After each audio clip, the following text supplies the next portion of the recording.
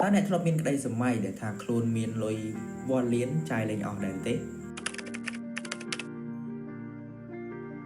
មកសាកមកដើរតួធ្វើជាសេដ្ឋីមួយថ្ងៃនៅក្នុងប្រទេសស៊ីមបាវេនៅក្នុងឆ្នាំ2008នោះអ្នកនឹងក្លាយជាសេដ្ឋីដែលមានវិបត្តិត្រឹមតែមួយយប់នៅពេលដែលអ្នកមានលុយវ៉ាល់កោតប៉ុន្តែបែរជាទិញសុទ្ធមួយគ្រាប់មិនបានប្រកាសណាស់អ្នកប្រហែលជាបានសម័យថា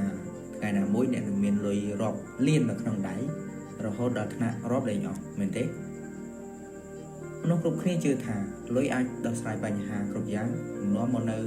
ភាពមានបានប៉ុន្តែនៅក្នុងប្រវត្តិសាស្ត្រសេដ្ឋកិច្ចពិភពលោកមានព្រឹត្តិការណ៍ដ៏ចម្លែកមួយដែលបានបង្ហាញថាពេលខ្លះមានលុយកាន់តែច្រើនអាចកាន់តែក្រក៏ថាបាននោះគឺជាសាច់រឿងពិតនៃវិបត្តិអតិផរណាដ៏ធ្ងន់ធ្ងរនៅប្រទេសស៊ីមបាវេក្នុងអំឡុងឆ្នាំ2008នៅក្នុងឆ្នាំ2008ពិភពលោកបានបើកភ្នែកធំមើលទៅប្រទេសស៊ីមបាវេនៅពេលដែលធនាគារកណ្ដាលនៃប្រទេសនេះបានសម្រេចចិត្តបោះពុម្ពกระดาษប្រាក់ដែលមានតម្លៃរហូតដល់100 trillion ដុល្លារក្នុងមួយសន្លឹកលេខ0ដ៏ច្រើនស្អិចស្កះ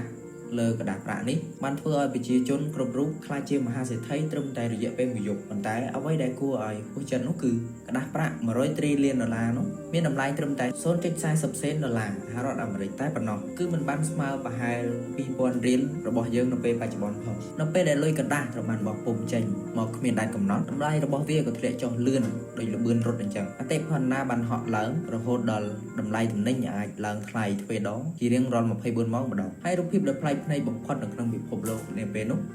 គឺប្រជាជនស៊ីមបាវេត្រូវបានលីបាវឬរុញរទេះដែលពោពេញទៅដោយដុំលុយកระดาษរាប់គីឡូគ្រាន់តែដើម្បីទៅទិញទំនិញប្រចាំថ្ងៃដូចជានំប៉័ងមួយដើមសុទ្ធ2 3គ្រាប់ឬក៏กระดาษអនាម័យជាដើមរឿងដែលហួសចិត្តជាងនេះទៅទៀតនោះគឺហាងទំនិញមួយចំនួនអ្នកលក់លេខចង់រាប់សន្លឹកលុយទៀតហើយគឺគេយកសន្លឹកលុយនោះទៅដាក់ថ្លឹងជាគីឡូតែម្ដងដើម្បីដូរយកអីវ៉ាន់ការពិតដ៏គួរឲ្យហួសចិត្តមួយទៀតគឺនៅដំណាក់កាលចុងក្រោយលុយកระดาษរបស់ស៊ីមបាវេមានតម្លៃថោកជាងกระดาษធម្មតាទៅទៀតរហូតដល់ទៅមានមនុស្សមួយចំនួនយកលុយទាំងនោះទៅជូតការ៉ូឬក៏យកទៅបិទជញ្ជាំងផ្ទះលេងដើម្បីលម្អព្រោះវាមានតម្លៃថោកជាងការទៅទិញกระดาษធម្មតាមកបិទជញ្ជាំងពិតប្រាកដទៅទៀតអ្នកប្រកាសជាឆ្ងល់ហើយថាហេតុអីបានជាមានរឿងបែបនេះវាបានចាប់ផ្ដើមឡើងពីការគ្រប់គ្រងនយោបាយសេដ្ឋកិច្ចខុសឆ្គងពីការដួលរលំនៃវិស័យកសិកម្មនិងការដោះស្រាយបញ្ហាងាយៗរបស់រដ្ឋាភិបាលដោយគ្រាន់តែបោះពុម្ពលុយបន្ថែមដើម្បីទូទាត់បំណុលនិងការចំណាយប៉ុន្តែតាមទ្រឹស្ដីសេដ្ឋកិច្ចលុយកระดาษគ្រាន់តែជាវត្ថុតំណាងឲ្យតម្លៃសេដ្ឋកិច្ចជាតិប៉ុណ្ណោះបើផលិតភាពជាតិគ្មាននិងទំនិញខ្សត់ខ្សោយនោះលុយកระดาษប្រាក់មិនខុសពីកាកសំណល់กระดาษឡើយទីបំផុតនៅឆ្នាំ2009រដ្ឋាភិបាលស៊ីមបាវេ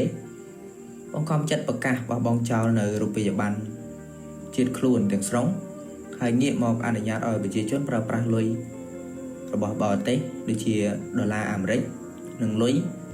រងអាហ្វ្រិកខាងត្បូងជំនួសវិញដើម្បីទប់ទល់នឹងស្ថានភាពសេដ្ឋកិច្ចរឿងរ៉ាវរបស់ប្រទេសស៊ីមបាវេគឺជាមេរៀននិងជាចំណេះដឹងស្វែងរកពីការពិតនៃភាពល្បីល្បាញមួយនៅក្នុងពិភពលោកដែលបង្ហាញថាទ្រព្យសម្បត្តិពិតប្រាកដមិនមែនស្ថិតនៅលើចំនួនតួលេខនៃចំនួនកระดาษដែលយើងមាននោះទេប៉ុន្តែវាស្ថិតនៅលើតម្លៃជាក់ស្ដែងដែលលុយនោះអាចទិញបានចុះអ្នកទាំងអស់គ្នាវិញយល់យ៉ាងណាដែរចំពោះរឿងរ៉ាវនេះបើអ្នកជួបរឿងបែបហ្នឹងតើអ្នកនឹងយកលុយវ៉ាល់កោតទាំងនោះទៅធ្វើអ្វី